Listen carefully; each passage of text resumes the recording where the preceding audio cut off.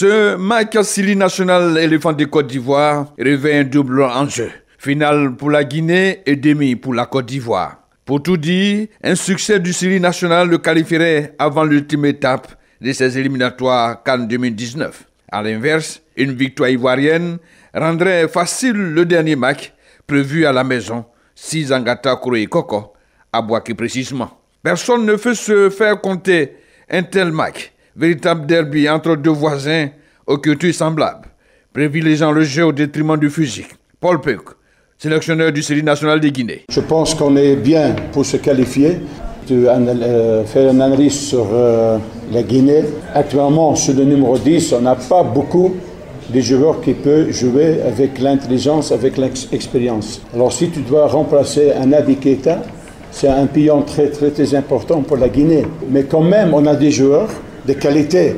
C'est à eux de montrer aussi pour remplacer quelqu'un, sinon tu ne vas jamais avoir ta place dans les 11. Alors, on va dire honnêtement, pour remplacer Keita, c'est pas facile.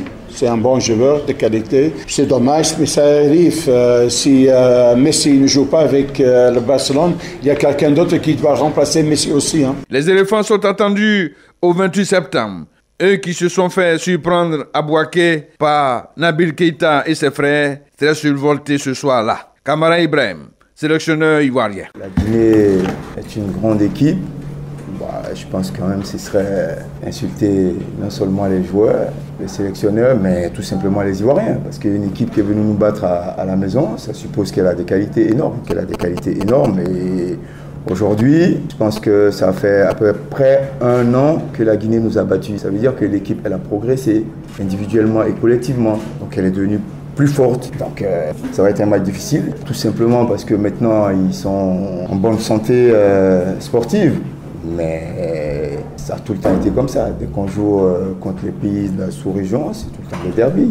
Mais c'est pas pour ça que ça reste pas un match de foot. On va le jouer comme un match où on a besoin de prendre des points. On va le jouer comme un match où on sait que ça fait partie des matchs de qualif. Mais ça, pour nous, juste un match de foot. Attendu, on le dit, parce que quelque part, redouté. Les éléphants s'appuieront sur une attaque de feu composée de Gradel en forme, Pépé insaisissable et Jonathan Koya dans le rôle du dernier artificier. Non, je pense qu'il faut être serein, il faut être concentré. Aujourd'hui, on est dans le match et on espère vraiment réaliser un grand match là-bas parce que le fait d'avoir perdu à Bouaké contre la Guinée, je pense que c'était un mauvais résultat. Et là, on a à cœur de prendre notre revanche là-bas. Selon les statistiques, avantage accordé aux éléphants. Cela s'expliquerait par la méforme actuelle des Guinéens. La flamme de début d'année s'est éteinte. L'enthousiasme des joueurs s'est estompé. Mieux, le 28 septembre, devenu presque une citadelle prénable. Attention tout de même, le 28 septembre reste le 28 septembre, stade mythique, difficilement accessible, où le chauvinisme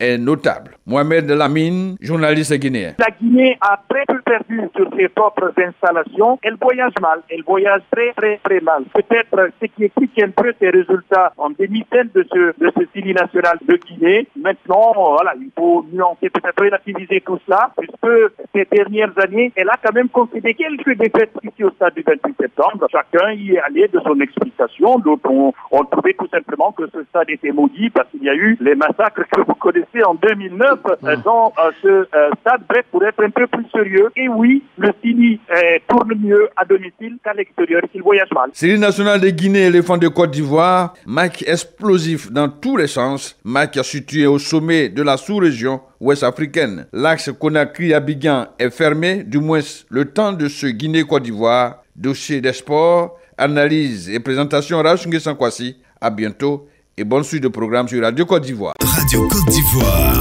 Abidjan 88.fm.